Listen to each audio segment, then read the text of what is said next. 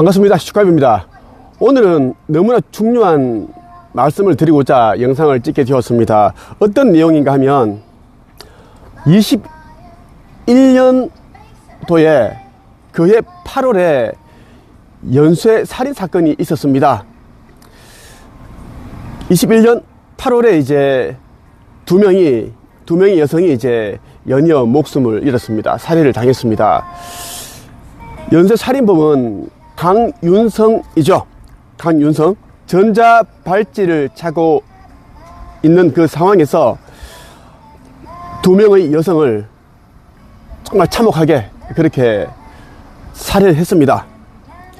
이 강윤성에 대한 이제 이 방송은 21년 8월 말부터 9월까지 그리고 그해 연말까지 계속 이제 여러 TV에서 방송사에서 다루었고 언론사에서 아따투어 이렇게 특종을 내다시피 보도를 하였습니다. 그런데 제가 이제 이 강윤성에 대한 이 연쇄 살인범 전자발찌를 차고 두 명 여성을 죽였고 그리고 시신을 훼손한 이 살인범에 대한 이야기를 왜 하는가에 대한 말씀을 드릴게요. 이 강윤성과 나는 그 18년 전에 이제 인연이 있었습니다. 나는 강윤성을 여러 차례 만났습니다. 정성교도소에서 한번 만났고, 그리고 이제 강윤성이 이제 정성교도소에서 대전교도소로 이제 다시 이제 이렇게 이감되었을 때 그때 또 면회를 하였습니다. 그때 이제 이야기를 한번 여러분들에게 말씀드릴 거고, 어떠한 이유로 이제 인연이 되었는지, 그리고 21년 9월경에 강윤성이 이제 술술을 하고 나서 바로 살인을 저질렀는데, 연쇄 살인을 하였는데, 그때 이제 채널A 이제 기자님이, 채널A에 있는 한 기자님이 이제 밤에 나에게 이제 그 연락을 주셨는데, 왜냐면 강윤성과 나와의 이제 면회 기록을 보시고 이제 어떤 특별한 그런 뭐 친분이 인연이 있는 것 같아서 이제 연락을 다 알고 주셨더라고요. 그때 좀 놀랐습니다. 10년 전에 있었던 일을 이렇게 10년 훨씬 전에 있었던 일을 이제 기자가 그렇게 다 추적해서 밝힌다는 게 너무 놀라웠고 좀 두려웠던 그런 마음도 있었고 했고, 그날 이제 기자와 함께 통화를 했습니다. 진솔한 이야기를 나누었는데 그에 대한 이야기 여러분들이 말씀을 드리겠습니다. 강윤성 여러분들이 잘 알 거예요. 이 사람 잘 모르는 사람들도 있겠죠. 이 사람 이제 강윤성이라는 것을 네이버에서 한번 검색을 해보고 유튜브에 쳐보면 이 사람에 대한 그런 뭐 살인 사건에 대한 기사가 엄청 많기 때문에 방송 보도가 되었기 때문에 여러분들이 어떤 사람인지 알 수 있을 것입니다. 나는 이 사람을 생각하면 마음이 너무 아프고 슬프고 비통합니다. 지금도 눈물이 좀 나려고 그러는데 이렇게까지 될 줄을 몰랐는데 자꾸 마음이 안 좋았습니다. 안 좋았고 지금 내가 좀 마음이 그래요. 내가 어제 카페에 올렸던 내용인데 있는 그대로 여러분들에게 한번 읽어 드리겠습니다. 이 내용은 이제 채널A 기자가 연락을 해온 것은 나 슈카이브가 재림예수로 깨어나기 3년 전에 있었던 일입니다. 3년 전에 있었고 강윤성 씨와의 인연은 거의 한 18년 정도가 됩니다. 그리고 그에 대한 이야기 여러분들 말씀을 드릴게요. 천천히 한번 여러분들이 말씀 드릴 테니까 읽어볼 테니까 한번 끝까지 여러분들이 경청을 해주시면 좋겠습니다. 재림예수로 깨어나기 3년 전에 있었던 일이다.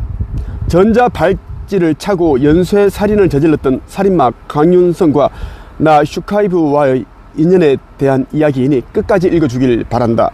21년 8월 말 강윤성이 여성을 대상으로 연쇄 살인을 저지른 후 여러 언론사에서 내가 강윤성에게 글 쓰는 방법과 책 쓰는 방법을 가르쳤다는 것을 알고 전화와 문자가 빗발치는 일이 있었다.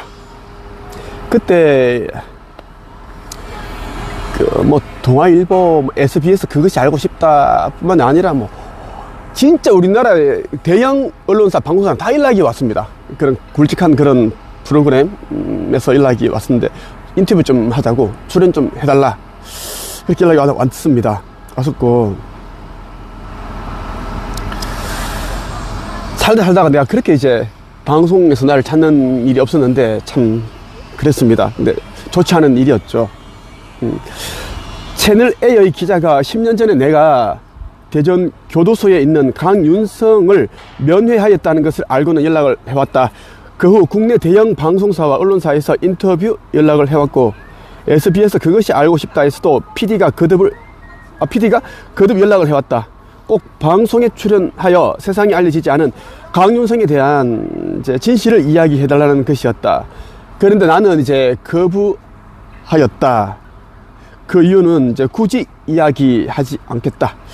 그 이유는 이제 말씀드린다면, 이제 강윤성으로 인해서 세상을 떠난 두 명의 이제 여성 피해자들이 너무 이제 안타까웠습니다. 마음이 아팠고, 또 열심히 살고 있었고, 나름대로 진짜 힘든 가운데 그런 이제 삶을 살고 있었는데 그런 일이 일어났고, 또 그 피해자들의 가족들이 얼마나 또 가슴이 아팠겠어요. 비통하고, 이를 말할 수 없는 온 세상의 슬픔은 다 가지고 있는 그런 이제 마음일 텐데, 그 마음도 내가 느껴줬고, 나는 또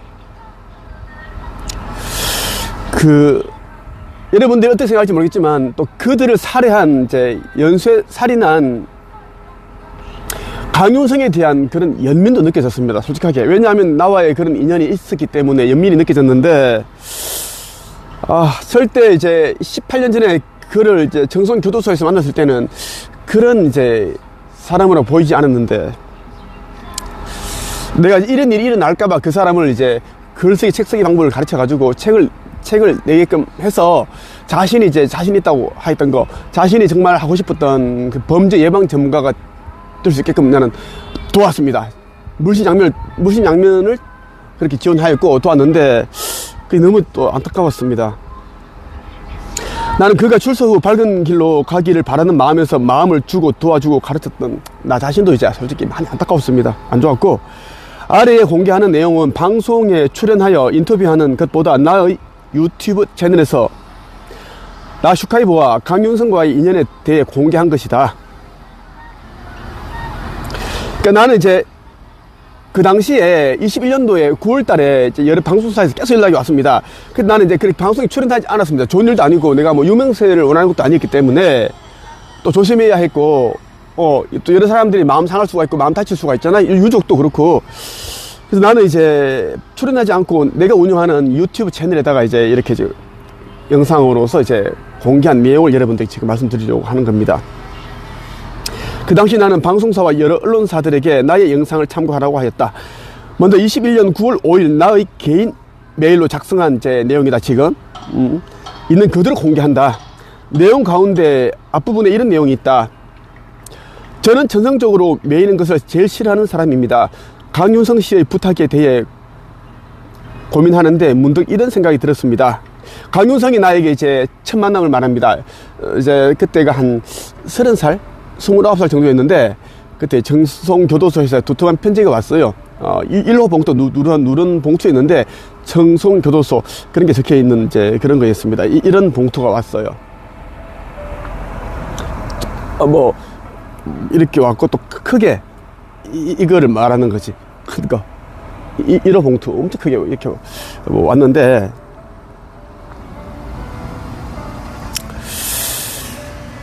그때 이제 내가 많은 이제 고민을 하였습니다. 그 순간, 짧은 순간에 고민하였고, 그때 다른 사람들 같이 있었는데, 같이 이제 상황에 있었는데, 그때 이야기입니다.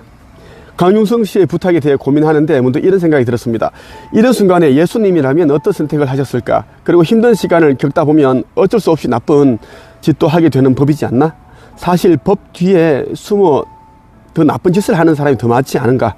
저는 사실 범죄자 강윤성 씨보다 그 사람의 아이들을 돕고 싶었습니다. 누구나 부유하고 화목한 가정에 태어나고 싶지만 부모를 선택할 수는 없지 않은가? 이런 생각이 참 많이 들었습니다.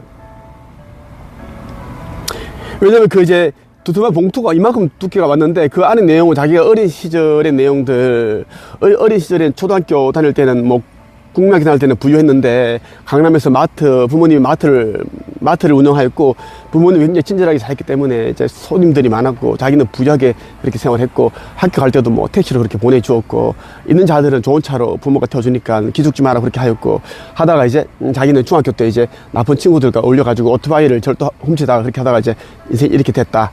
반평생을 20년, 25년을 자기는 감옥 왔다 갔다 했는데 지금 이제 자기 아이들이 이제 뭐 중학생이 되는 뭐 여자아이가 있고 또 고등학생 남자아이가 있는데 교복을 살 돈이 없다.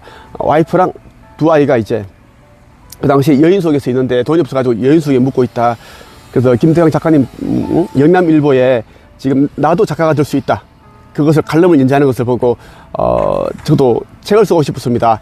도움을 주십시오. 책을 써서 인세를 벌면은 우리 아이들에게 아내에게 도움을 주고 싶다. 내가 안에서 감옥에서 할 수 있는 게 이밖에 없다. 꼭 좀 도와달라. 여러 사람들에게 수많은 사람들에게 편지를 보냈는데 다 거절당했다. 김태환 작가님마저 나를 거절하신다면 나는 감옥에서 목매어서 죽어버리겠습니다. 죽겠다고 마지막 희망이다. 그렇게 온 거야. 그때 내가 이제 예수님이라면 어떤 선택을 하셨을까 그 이야기였어요. 그때 봉투를 받았던 순간 봉투에는 청송교도소 적혔어. 청송교도소 진보우체국이 이제 청송교도소를 말하는 거예요. 몰랐는데 내가 아는 사람이 없는데 좀 무섭더라고. 왜냐면 청송은 가장 흉악범들이 있는 곳인데 이거 보니까 이 사람이 이제 이런 사연이 있는 거야. 자기 앞으로 하고 싶은 일도 있고 뭐 범죄 예방 전문가가 되고 싶고 도와달라고 하는 건데 읽어볼게요. 당시 내가 강윤성을 도와주는 것이 맞는가 외면하는 것이 맞는가 고민이 될 때 예수의 입장에서 생각해 보았다. 그리고 나는 나의 내면이 시키는 대로 그를 돕게 된 것이다. 내가 그를 도운 것에 대하여 후회는 없다. 지금의 나의 이제 상황 3년 전의 이야기예요. 3년 전에 쓴 이야기야 지금. 나로서는 최선을 다했기 때문이다. 이 세상에 태어난 모든 존재들에게는 카르마로 인하여 복잡하게 얽혀 있기 때문에 겉으로 드러난 사건 때문에 이렇다 저렇다 판단할 수 없다고 생각한다. 나는 그동안 한 책협에서 제자들에게 수없이 말하였고 유튜브 영상에서도 말했듯이 힘든 일이 있을 때면 2000년 전에 예수의 행적을 살폈다. 성경을 계속 읽었습니다. 특히 예수의 행적, 마태, 요한복음. 예수가 했던 말을 곱씹으면서 용기를 가질 수 있었고 불의와 타협하지 않고 정의를 생각하면서 앞으로 나아갈 수 있었다. 그리고 모든 일에서 승리하였다. 지금 나는 재림 예수의 역할과 사명을 다하고 있다. 나를 알아보는 자들이 늘어나고 있는 반면에 많은 이들이 나를 조롱하고 멸시하고 비난하고 욕하고 있다. 나를 적대시하는 자들 중에 거의 전부가 나에 대해 전혀 알지 못하는 자들이다. 나에 대해 알지 못하는 자들이 나를 욕하고 있다는 겁니다. 이 말은 그들은 나에 대해 알지 못하므로 그들이 나를 나를 미워하는 것은 옳지 못하는 뜻이다. 그러니까 나를 미워하고 욕하고 비난하는 사람들 나에 대한 책도 읽어보지 않았고 그냥 유튜브 영상만 보고 욕을 하고 댓글을 달고 있는데 나에게 교육을 받은 적도 없고 그런 사람들이 나를 미워하는 것은 자격이 없다라고 나는 생각을 합니다. 옳지 못하다는 뜻이에요. 나에게 교육을 받았거나 나의 책들을 읽고 나를 미워하고 욕하고 비난하는 자들보다 나에 대해 아무것도 모르면서 악한 마음을 품는 자들은 몇 배로 더 악하다. 지금부터 21년 9월 5일 내가 그 당시 유튜브에다 이제 공개한 내용을 이제 나의 메일함에다 저장해둔 이제 내용을 공개하겠다. 강윤성과의 나의 인연에 대해 있는 그대로 이야기하겠다. 강윤성이 그 당시에 이제 이런 이제 뭐 친필 편지를 엄청 나한테 보내왔습니다. 친필 편지를 엄청 보내고 이건 내가 네이버 카페 한 책에 다 공개를 해두었어요. 그 당시 자기의 처지가 어떻다라는 이야기가 다 담겨 있는 내용들인데 알고 봤더니 다 이제 구라였습니다. 구라였고 자살을 하겠다. 적혀있죠. 자살을 하겠다. 뭐 이렇게 구라였고 뭐 계속 이렇게 있습니다. 계속 이렇게 받았습니다. 이렇게 많은 엄청 이제 거의 한 40통을 받았으니까 그 당시에 이제 언론에 이제 알려지지 않은 비하인드 스토리를 내가 많이 알고 있어요. 감옥 안에서 이제 어떤 일이 일어나고 그 당시 어떻게 뭐 했는지 있더라고요. 그 내용은 내가 이제 그것이 알고 싶다 하고 이제 채널 A는 내가 얘기를 안 했습니다. 굳이. 근데 강윤성 씨의 어떤 그런 인권이기보다는 나를 이제 미국 그 사람이 그 당시에 책 쓸 때 공개를 한 것인데 편지를 다 보내왔는데 그 안에서 어떤 일이 일어나고 뭐 이성에 대한 뭐 그런 거 참 그걸 공개하기 싫더라고. 그 사람을 이제 무기징역에 처해 있지만, 무기징역이지만 굳이 그렇게까지는 안 하고 싶더라고, 내 자신이. 그래서 그냥 그것은 그냥 놔뒀습니다.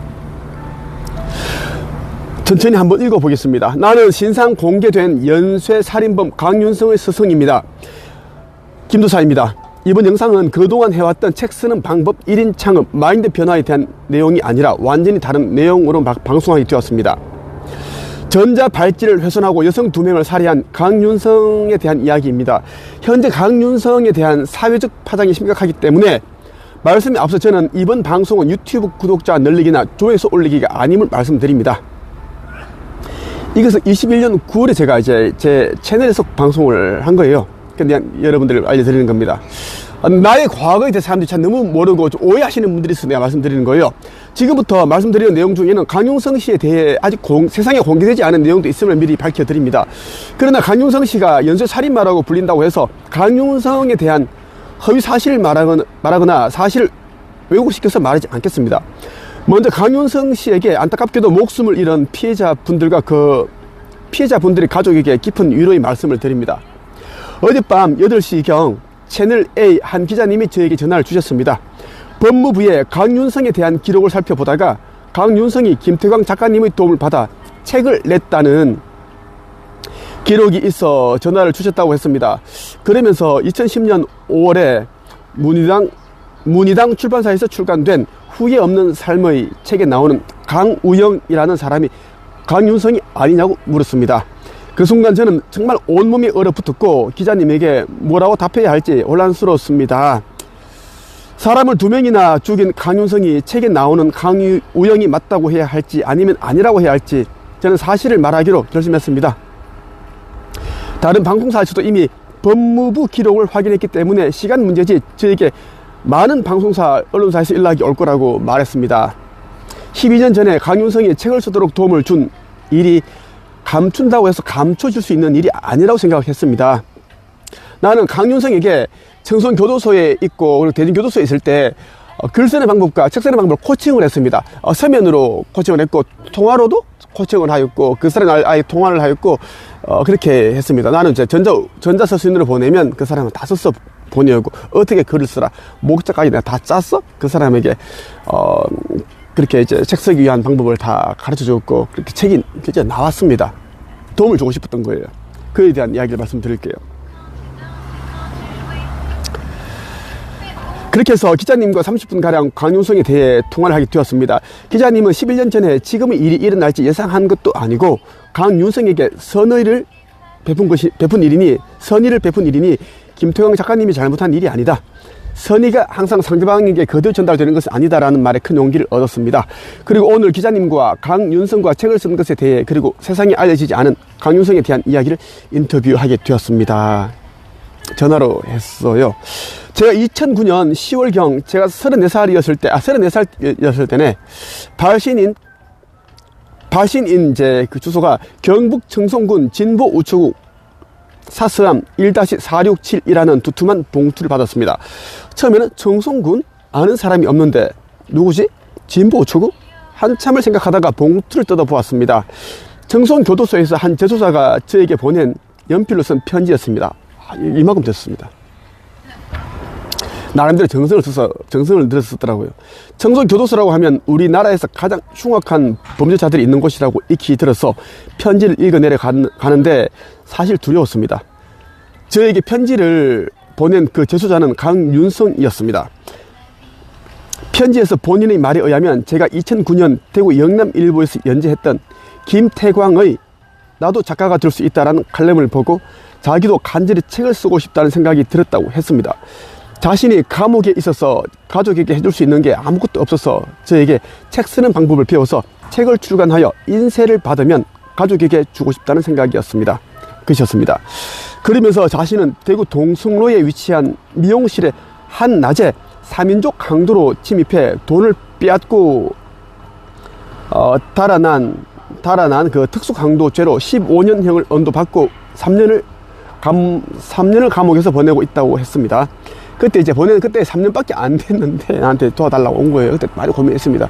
뭐 10년을 산 것도 아니고 그리고 이제 우울증에 걸려있는 아내와 교복 살 돈조차 없는 딸과 자기 아들에 대한 가정 이야기를 편지로 보내왔습니다. 편지에서 많은 출판사와 신문사, 작가들에게 책을 쓸 수 있도록 도움을 청했는데 모두 외면당했다고 적혀 있었습니다. 강유성은 자신도 글을 쓰고 싶다며 장문의 편지와 함께 구상 중인 소재들, 그리고 이제 막 시작한 원고를 동봉해 왔습니다. 그럼 그가 아내를 위해, 우울증에 걸려있는 아내를 위해, 불쌍한 아이들을 위해 뭔가 하고 싶다는 것이었습니다. 당시 그는 저에게 자신을 인생 낙오자의 이름뿐인 가장이라고 표현했습니다. 편지에서 그는 많은 출판사와 신문사, 작가들에게 책을 쓸 수 있도록 많은 도움을 청했지만 외면당했다고 적혀 있었습니다. 범죄에 대한 이야기를 그 이야기를 영화로도 만들고 싶어서 영화사로 자기가 쓴 그 영화 스토리 이야기를 보냈다고 했고, 어떤 영화사와는 이야기가 잘 되었다가 계약 직전까지 갔다가 틀어졌다는 이야기도 했습니다. 근데 이야기를 하더라고요. 어느 영화사라고 얘기해 줬는데, 영남일보 칼럼을 보고 마지막으로 저에게 도움을 요청하는 것인데, 김태환 작가님마저 외면한다면 살아갈 희망이 없다며 목을 매겠다고 했습니다. 목을 매겠다고 하니 너무 깜짝 놀라더라고. 마지막에 온 세상에 많은 사람들에게 다 보냈다는 거야. 뭐 기업가, 어디 회사, 어디 우유 회사도 보냈고, 뭐 다 보냈고, 신문사, 출판사 보냈는데 다 외면당하고 나한테 마지막으로 보낸다는 거야. 칼럼을 보고 보내. 이게 뭐야? 너무 그때 가슴이 심쿵했고 막 심장이 들컹 무섭더라고. 왜냐하면 내가 이 사람을 또 외면하면 이 사람 내 때문에 죽는 건 아니까. 자살하면 어떡하지? 그럼 너무 마음이 내가 못 견딜 것 같더라고. 근데 이 자기의 아내가 우울증에 걸려있고 다 가짜였어. 자기 아이, 딸, 아들 다 가짜야. 왜냐하면 이따가 얘기해 줄게요. 근데 그때는 진짜, 그러니까 책이 나오고 계속 그걸 속았던 거지. 직전까지도. 내가 그때 폭발했는데, 면회를 했을 때도 그 얘기를 안 해주더라고. 몇 번 면회했는데도. 당시 강유성이 편지로 저에게 보내온 양력입니다. 1965년 서울에 태어나 대입 금융고시 합격, 현재 청소년교도소 복역 중. 2005년 청소년교도소 감호자 대표로 사랑의 장기기증운동본부에 160여 명의 동료들 장기기증을 하도록 주도를 했다. 난 또 좋게 본 거야. 이렇게 자기가 했고. 법무부 주최 생활수기 부문 최우수상 수상 2006년 12월. 이거 먹었다 보니 또 글을 좀 쓰니까 도움 주면 되겠다 싶더라고. 강남구청 오토바이 날치기 예방법 매일경제신문 2007년 8월 20일자. 노원구청 오토바이 날치기 예방법 한국일보 2007년 9월 1일자. 청소홍 재소자 빈집털이 예방법 한국일보 2007년 10월 23일자. 범죄 예방인 인터뷰 MBC 생방송 좋은 아침 2007년 11월 1일자. 범죄 예방법 소개 KBS 스펀지 2008년 5월 10일자. CCTV는 도시 허수아비다. 도심 CCTV는 허수아비. 스포츠조선 사회면 전체 2008년 6월 26일자. 그 외 중앙일간지, 지방일간지, 주간신문, 경찰신문 등 범죄 예방 자문. 그의 양력을 보면서 비록 죄를 짓고 감옥에 있지만 자신의 잘못을 반성하고 사회에 선한 영향력을 끼치려는 사람이라는 생각이 들었습니다. 당시 저에게는 두 개의 선택만 있었습니다. 강용성 씨의 부탁을 정중하게 거절하고 깨끗이 벗어나 버릴까, 아니면 기꺼이 승낙하고 힘들어 할 것인가. 왜냐면 왜 힘든가 하면 거절해버리면 다른 사람 다 거절했는데 나라고 왜 이 사람 도와줘야 돼? 끝나는데, 이 사람을 도와주고 승낙해버리면 힘들겠지. 이 사람 계속 엮여야 되고, 계속 또 만나고, 아니 서신도 교환해서 책을 내주게끔 도움 줘야 되고, 또 돈도 도와줘야 되고, 많은 이런 것들 힘들어진다는 이야기야. 힘들어지는 걸 내가 선택할 것인가. 사실 둘 다 별로 마음에 들지 않는 선택이었습니다. 제가 강윤성에게 도움을 주게 되면 훗날 출소 후에도 관계가 엮이지 않을까 하는 것을 그런 어렴풋이 그런 염려도 있었습니다. 저는 전성적으로 매이는 것을 제일 싫어하는 사람입니다. 강윤성 씨의 부탁에 대해 고민하는데 문득 이런 생각이 들었습니다. 이런 순간에 예수님이라면 어떤 선택을 하셨을까? 그리고 힘든 시간을 겪다 보면 어쩔 수 없이 나쁜 짓도 하게 되는 법이지 않나? 사실 법 뒤에 숨어 더 나쁜 짓을 하는 사람이 더 많지 않은가? 사실 정치인들 진짜 나쁜 사람 많잖아요. 저는 사실 범죄자 강윤성 씨보다 그 사람의 아이들을 돕고 싶었습니다. 누구나 부유하고 화목한 가정에 태어나고 싶지만 부모를 선택할 수는 없지 않은가, 이런 생각이 많이 들었습니다. 그 당시 이런 생각을 했다라는 것입니다. 우리는 실제 우리가 태어날 때는 부모를 선택해서 태어나는 것인데 말이죠. 마지막으로 강용성에게 확실하게 성범죄를 저지르고 감옥에 있는 것이 아닌지 확인했습니다. 만일 성범죄를 저질렀다면 그를 돕지 않겠다고 마음먹었기 때문입니다. 그는 절대 아니라고 했습니다.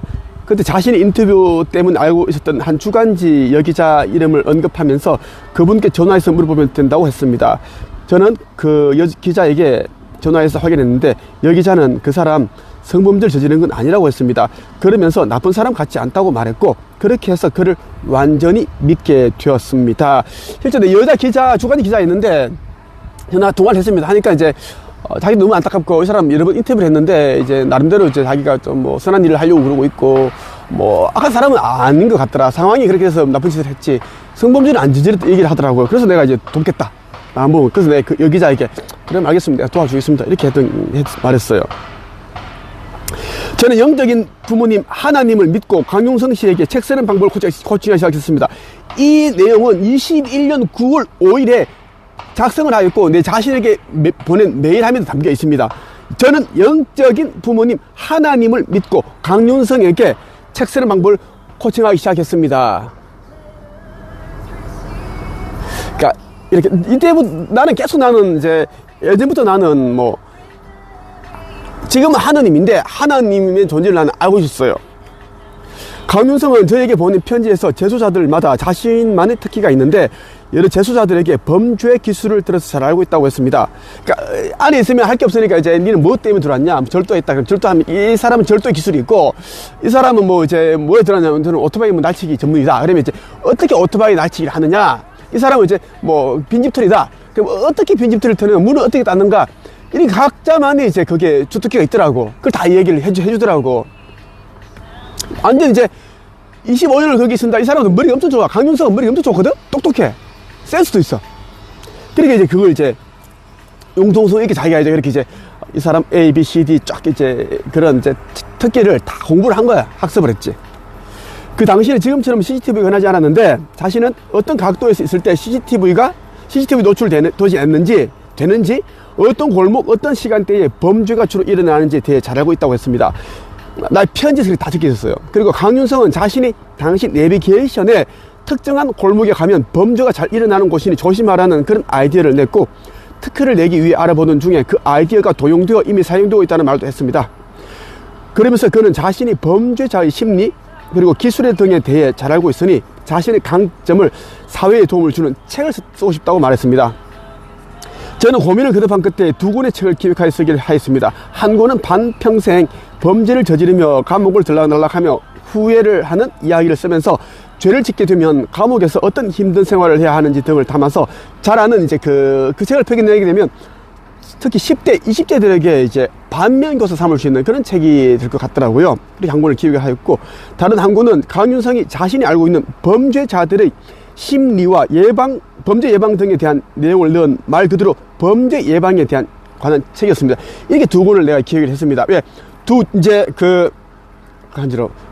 번째 책이 나오면 이 사람은 이제 출소 후에 이제 할 일이 없잖아. 나 생각이 뭐냐면 이 사람은 책을 안 내고 뭔가를 할 일이 없으면 또 강도짓하고 범죄를 하고 100%거든?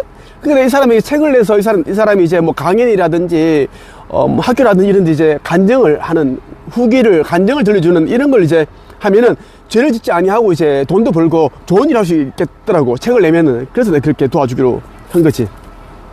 12년 전에 최근에 일어난 이제 살인 사건을 미리 예견할 수 있었더라면 절대 그를 도와주는 일은 없었을 겁니다. 제가 25년간을 감옥에 날락거렸던 그를 범죄 예방 전문가가 될 수 있도록 도와주고자 했던 데는 나름의 이유가 있었습니다. 범죄자들이 출소 후 다시 범죄를 저지른 이유에 대해 생각하며 깨닫게 된 것들입니다. 첫째, 출소 후에 할 일이 없다. 두 번째, 꿈이 없으면 또다시 범죄를 하게 된다. 세 번째, 그에게도 분명 세상에 빛이 되는 일이 있게 마련이다. 네 번째, 25년간을 감옥을 들락날락한 만큼 다양한 범죄에 대해 해박한 지식을 갖고 있는 만큼 그의 범죄 예방법이 사회에 도움이 될 수 있다. 본격적으로 책 쓰기에 이제 들어가기 전에 다음과 같은 과제를 주었습니다. 그에게 이 과제를 수행해야지만 책 쓰기를 도울 수 있다고 말했습니다. 첫째, 매일 스스로 범죄 예방 전문가라고 생생하게 자기 암시하라. 상상하라고 했습니다. 상상. 이루어지니까. 나도 그렇게 해서 지금까지 다 이뤘다고 하면서, 둘째, 이루고 싶은 꿈들을 종이에 적어서 벽에 붙여두고 읽고 상상하라. 자주. 셋째, 범죄 예방에 대한 책들을 읽어라. 내가 범죄 예방에 대한 책들 이만큼 사서 강윤성한테 보내줬습니다. 읽어야 책들을. 저는 제 개인 돈으로 강윤성의 책 되는 데 도움이 되는 책을 구입해서 보내주었습니다. 제 기억으로는 다른 재수사들과는 달리 책을 읽었던 것 같습니다. 청소교도소에 있는 강윤성에게 책 쓰는 법을 알려주는 일은 정말 만만치 않았습니다. 교도소에 전화를 할 수도 없었고 오로지 편지에만 의존해야 했습니다. 그는 가끔 저한테 전화를 걸어와 감사하다는 인사를 하고 났습니다. 통화를 그냥 한 2, 3분 했는데 짧게 했습니다. 이렇게 누가 기다리고 있으니까 딱 정해진 시간이 밖에 안 돼. 낮에 전화 오면은 이제 자기 편지에서 얘기를 해. 작가님, 제가 언제 전화 드리겠습니다. 이렇게 전화 받고, 그렇게 했었고. 그러니까 일주일에 한 번씩 서신을 주고 받았어요. 나는 전자 우편을 보내면 그 사람은 서서 이렇게 보내고, 인필로. 그렇게 쓸 수밖에 없으니까. 저는 인터뷰 형식으로 전자 우편으로 질의안을 보냈고, 그는 답변하는 식으로 수기 원고를 보내왔습니다. 자기 경험을 보내왔다 생각을. 일주일에 한 번 정도 우편으로 왔는데 참 더뎠던 기억이 납니다. 저는 그가 쓴 편지 내용을 일일이 손으로 첨삭해서 원고로 만들었습니다. 그렇게 해서 강윤성 씨와 서신을 주고받으며 책 쓰기 코칭을 하였고 책을 쓰게 하였습니다. 그러니까 책 쓰는 방법을 좀 이제 모르니까 또 서신으로서 알려준 거야. 이렇게 이제 쓸 때는 글을 너무 길게 쓰지 말고 이렇게 쓰고, 이 부분은 서론 부분에 이렇게 쓰고, 본론은 어떻게 쓰라, 생각과 본인의 경험을 집어넣고 깨달음을 넣어라, 이걸 다 설명해 준 거야. 또 잘 쓰더라고요. 머리가 있으니까. 웬만한 사람은 낫더라고. 내가 텍스트 코칭을 15년 동안 하면서 1200명 작가를 표출했는데 똑똑해, 이 사람이. 칭찬하는 건 아니고 있는 그대로 얘기를 하는 거야. 강윤성은 제가 놀랄 정도로 성실하게 원고를 썼던 기억이 납니다. 진짜 성실했어. 매주 제가 목차를 만들어서 보내준 꼭지들이 원고를 써서 보내왔습니다. 3, 4개월 정도 만에 원고 완성이 되었습니다. A4 100장.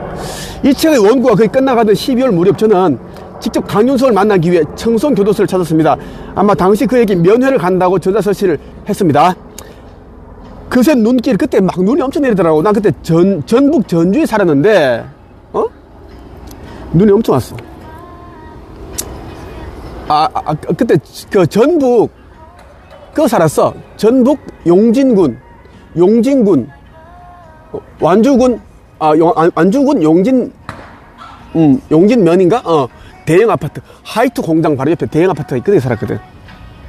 하이트 공장 있었고.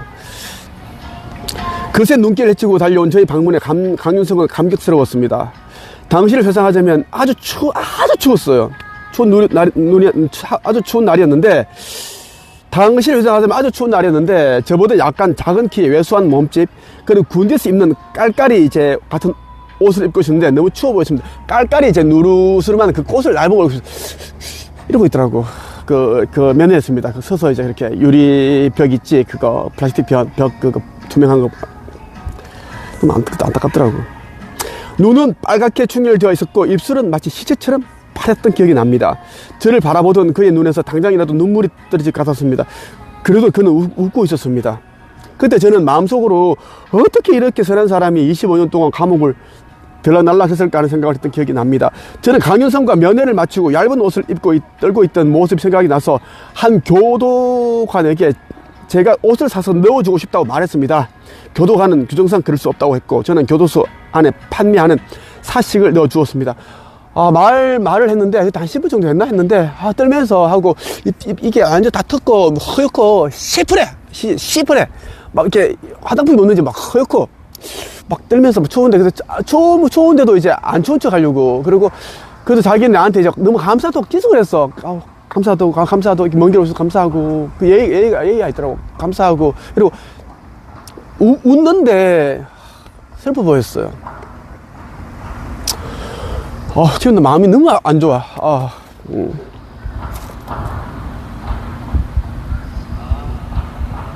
그때 그랬었지.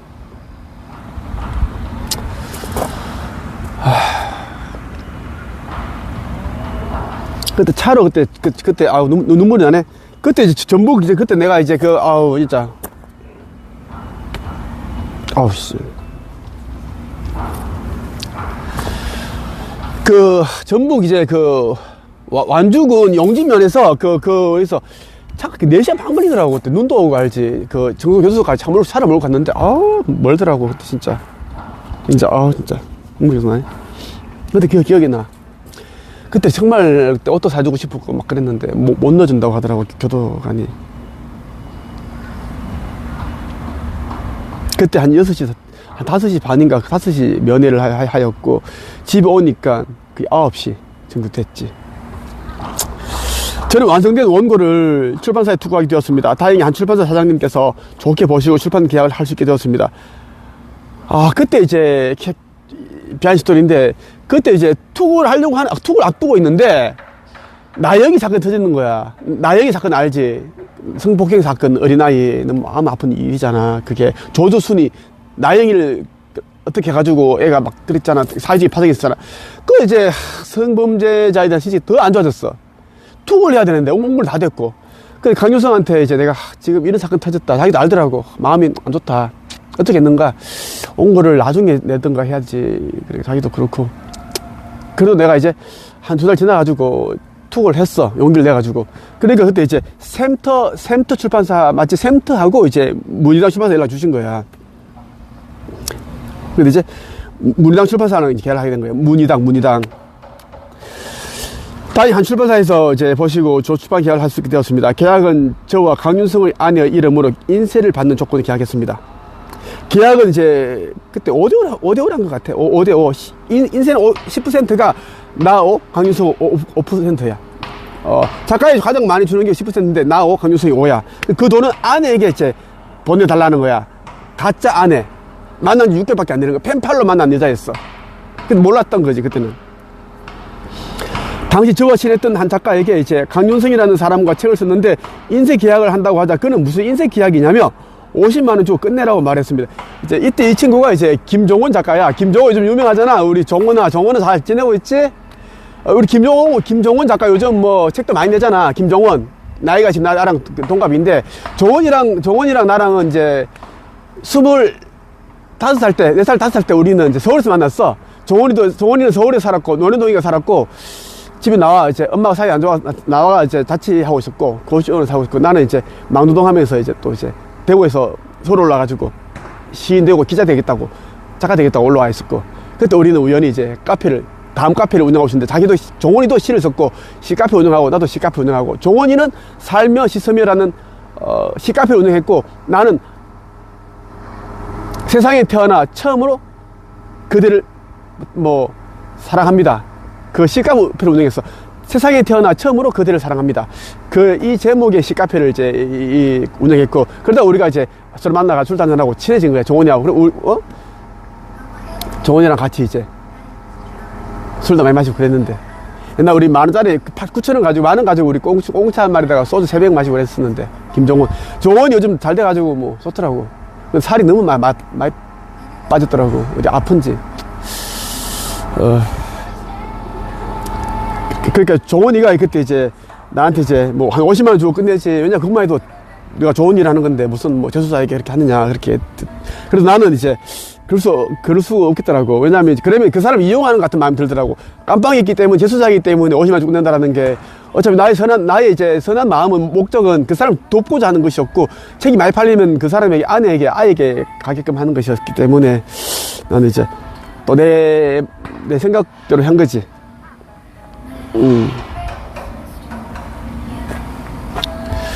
저는 도저히 그럴 수 없었습니다. 사실 저는 돈을 보고 그에게 도움을 준 것이 아니었기 때문입니다. 출판 계약한 다음날 재소자 아내의 계좌로 계약금 100만원을 비롯해 총 200만원이 입금되었습니다. 출판사로부터 돈이 입금된 다음 날인가 강윤성의 이제 아내가 저에게 전화를 걸고 어떤 곳에서 돈을 보내주셨다면서 감사 인사를 했습니다. 그러니까 200만원인가 그때 입금되니까 이제 너무 큰 돈이 들었다고 이제 감사 인사를 했어. 전화를 통화 받았어. 그 여자한테 써. 전화를 받았어. 감사하다고. 강윤성 씨의 아내라고 하더라고. 강윤성은 편지에서 자신의 아내와 아이들이 갈 곳이 없어 여관에 머물고 있고 아들이 돈이 없어 교복을 살 수 없다고 했습니다. 그래서 정말 내가 좋은 일을 했구나 하는 생각도 들었던 게 사실입니다. 저는 이런 딱한 사정을 문희당 출판사 사장님께 말씀을 드렸고, 사장님은 바로 강윤성에게 청송교도소로 이제 전집을 보내주었고, 또 그의 아이들에게도 세계 문학 전집을 선물해 주셨습니다. 그때 너무 감사하더라고. 내가 한 건 아닌데 너무 감사하더라고. 나중에 강윤성이 이제 저에게 중대한 거짓말을 하게 되었고 저는 큰 충격이 빠졌습니다. 그는 저에게 죄송하다면 꼭 말씀드려야 할 것 같다고 말한다면서 자신이 아내라고 말했던 사람은 실제 아내가 아니다. 그리고 아이들도 자신의 아이들이 아니다. 펜팔로 이제 만난 지 6개월밖에 안 된다. 그렇게 말했어요. 그러면서 그 여자에게 돈을 보내줘야 자신을 떠나지 않을 것 같아서 책의 계약금과 인쇄를 그 여자에게 보냈다고 했습니다. 그래 보내달라고 했던 거다. 그 여자는 감옥에 갇혀 세상에 단절된 자신과 연락하는 유일한 사람이 아니었나 하는 생각이 들었습니다. 그것도 마음이 또 그렇더라고. 처음에 이제 전화가 왔는데 책 출판되고 이렇게 그쯤에 연락이 왔는데 낮에 꼭 말씀드려야 될 것 같다고. 이 책이 많이 팔리면 기자들이 연락 올 것 같고 인터뷰 많이 할 것 같은데 세상에 드러날 것 같다. 꼭 말씀드려야 될 것 같다 하면서 자기가 이 얘기 하더라고. 여자 아내가 아니고 6개월밖에 안 되고 펜팔로 만난 여자고 자기 아이들도 아니고 그렇다. 왜냐하면 이 여자가 이제 내가 돈이 없고 그러면 떠날 거다. 난 너무 외롭고 그러니까 자기 의존하는 기다리고 있는 사람이 한 명도 없는 거지. 그때 화가 나서 막 욕도 하고 그랬습니다. 야, 씨, 뭐 욕을 하고 있는데, 전하고 머리가 또 처근하고, 그렇더라고요. 연민이랄까? 그때 그러고 이제 연락을 딱 끊게 됐는데. 당시 총 2곳의 출판사와 출판 계약을 했는데, 한 곳은 앞서 말씀드린 책을 출간해 준 곳이었고, 다른 한 곳은 이제 범죄 예방에 관한 책을 쓰기로 한 곳입니다. 이미 목차가 다 완성된 상태였지만, 저는 너무도 큰 거짓말을 한 강윤성에게 배신감을 느껴 그 출판사 대표님께 전화를 걸어, 그 두 번째 출판사 있지, 범죄 예방 전문가 기술에 대한 책을 쓰기로 했고, 돈 200만을 내가 100만을 받고 또 100만을 또 강윤성이 보내줬잖아. 총 200만을 강윤성이 받았거든. 그러니까 그 대표님이 솔직히 얘기를 하니까 대표님이 아쉬워하지. 책이 좀 잘 될 것 같았고 하니까, 또 좋은 목적의 책이니까. 그래서 책을 안 내겠다고 계약을 파기하고, 내가 이제 강윤성에게 준 돈을 돌려갈 수 없잖아. 돈 뭐 주지 않을 거니까. 돈도 없으니까. 그 돈을 내가, 그도 100만 하고 내 돈 받은 100만 원을, 200만을 다시 보내준 거야, 출판사에게. 그 출판사가 이제, 예전에 소울 출판사인데, 작은 출판사 대표님인데, 좋으신 분이었어요, 소울 출판사. 예전에 이 출판사 대표님이 바뀌었는데, 출판사에게 강윤성에게 입금하였던 계약금 100만 원을 제 사비로 돌려주어 했습니다. 당시 저는 강윤성의 배신감 너무나 괴로웠던 기억이 있습니다. 사실 저도 강윤성에게 여러 번 통장으로 돈을 입금해 주었습니다. 여러 차례 입금 후에도 저희 편지로 돈 좀 보내달라고 말했는데 이거 뭐지? 하는 생각도 들었습니다. 그때 저는 이제 그가 돈에 많이 집착하는 사람이라는 생각이 들었습니다. 그런 돈을 자꾸 여자들에게 보냈는 거야. 펜팔을 통해서 알게 됐는데 여자에게 돈을 막 보냈던 거지. 돈이 많은 사람이 행세를 해서 한 달에 이 사람이 한 달에 300만 원, 500만 원 벌 수도 있고 막 그랬어. 그렇게 벌었다라는 거야. 왜냐하면 이제 이건 나중에 참 그렇게 벌었어. 그런 방법들이 기가 막힌 방법이 있더라고. 그렇게 벌더라고, 재수자들이. 지금까지 제가 말씀드린 내용은 추호도 거짓이 없으면 사실이라는 것을 말씀드립니다. 만약 12년 전에 제가 강윤성이 2명의 여성을 살해한 범죄자 될 줄 알았다면 그의 도움을 거절했을 것입니다. 저는 현재 책 쓰는 법에 대해 알려주는 코치로 활동하고 있는 사람입니다. 지금도 책을 쓰고자 하는 사람들을 진심으로 가르치고 있습니다. 12년 전에도 그러한 마음으로 강윤성을 대했고 그를 가르쳤습니다.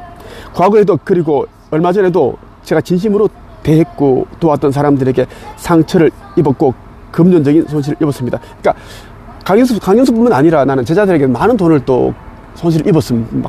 돈 따지면 수억이야.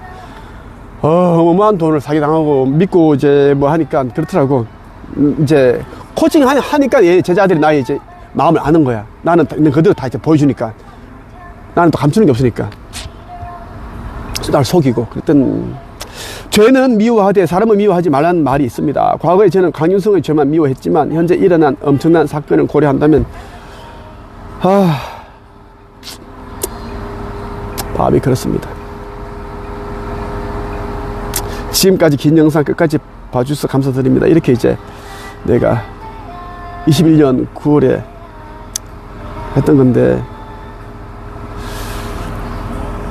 사람들이 이제 강윤성에 대한 걸 물어보고 하니까 여러분들이 좀 한번 알려드려야겠더라고. 이렇게 이 사람이, 강윤성이, 이 사람, 여러분들이 여기 보면 알 거야. 강윤성. 그 신상, 그러니까 전자팔찌를 차고 이렇게, 이 사람이 45살 때 내가 교도소에서 만났거든? 그때 진짜 이 얼굴 맞아. 이 얼굴 맞고, 그때는 이제 좀 이제 젊었잖아. 참 이 사람이 그 이제 살인 사건 나 TV 나오니까 너무 이제 불안하더라고. 왜냐면 내가 이 사람이 이제 출소하기 한 몇 달 전부터 생각이 나더라고. 나 영적으로 이게 열려있기 때문에 알아. 이 사람이 이제 그때 3년 전이니까 한 12년 지났으니까 안방에서 나올 것 같은데? 안방에서 나오면 날 찾아올 것 같은데? 왜냐면 내가 오늘 유명하고 내 팀에는 내가 주소 다 나오잖아. 어디 사는지를 다 알잖아. 회사를 알고 주소가 나오니까 찾아올 것 같더라고. 돈을 좀 뭐 달라. 그거 어떻게 해야 되나 싶더라고. 그러고 나서 이제 한 달 정도 후에 이제 이 사람이 살인 사건이 터진 거야. 세상 터지고 이제 채널에 기자 연락이 오고 온통 기자가 연락이 오고 그랬던 거지. 그러니까 21년 8월 26일에 이제 자신의 집에서 40대 여성을 살해했고 죽였고 전자발찌를 끊고 달아났고 그 29일에 또 이제 50대 여성에게 돈을 갚겠다고 연락해가지고 또 죽였다라는 이야기야. 얘기 듣고 마음이 너무 안 좋았어요. 너무 안 좋았고. 하지만 우리가 이제 미래에 일어난 일은 우리가 알 수 없지만 이건 말해주고 싶어요. 최선을 다해 사는데, 최선을 다해 살 때는 항상 다른 사람들이 도움되는 일을 하는 것이 중요하다는 생각을 합니다. 진짜 선의가 무엇인지, 사랑이 무엇인지, 인류애가 무엇인지 하면 나는 그 사람이 나중에 범죄자가 되든 아니건 간에 그걸 판단하기보다는 그 사람이 현재 이제 처한 모습을 보고 그 사람이 필요로 하는 것이 정말 중요하다 저는 생각을 해요. 그러니까 배가 고픈 사람에게 며칠 굶어가지고 배가 고파가지고 눈이 켜가고 힘든 사람에게 목사가 신부가 기도를 하는 것보다 중이지 염주를 돌리면서 기도를 해주는 것보다 그 사람에게는 빵 한 덩이가 중요하고 식당에 들어가서 국밥 한 그릇 사주는 게 더 중요하다라는 겁니다. 단돈 1, 2만 원 주는 게 더 중요하고 기도는 그 상황에서는 불필요하다라는 이야기고 밥도 사주고 빵도 사주고 그 다음 기도를 해주는 건 괜찮다라는 이야기 그렇게 말씀드리고 싶고 몸이 아픈 사람은 있다면 또 종교 지도자들이 그 사람을 위해 기도하는 것보다는 그 사람을 직접 병원에 들어가서 치유해 주는 게 가장 그 사람을 위한 길이다라고 말씀을 드리고 싶어요. 이게 이제 성경에 나오는 이야기다. 선한 사마리아 여자 그 이야기를 말씀드리고 싶습니다. 오늘 여러분들에게 이제 나에 있었던 과거 대한 이야기를 여러분들에게 말씀을 드리고 싶어요. 그 16년 정도 전에 있었던 이야기인데 그래서 여러분들이 나의 영상을 볼 때 발열이 오고 진동이 오는 사람들은 빛의 일꾼이니까 꼭 나를 찾아와서 나와 힘을 합치고 뜻을 함께 하기를 바랍니다. 네이버 카페 한국 영성 책세 코칭 협회가 나와 빛의 일꾼들이 사명을 행하는 곳이고 이제 이 시대는 이제 곧 얼마 안 남았습니다. 끝까지 말씀드릴게요. 여기까지 하겠습니다.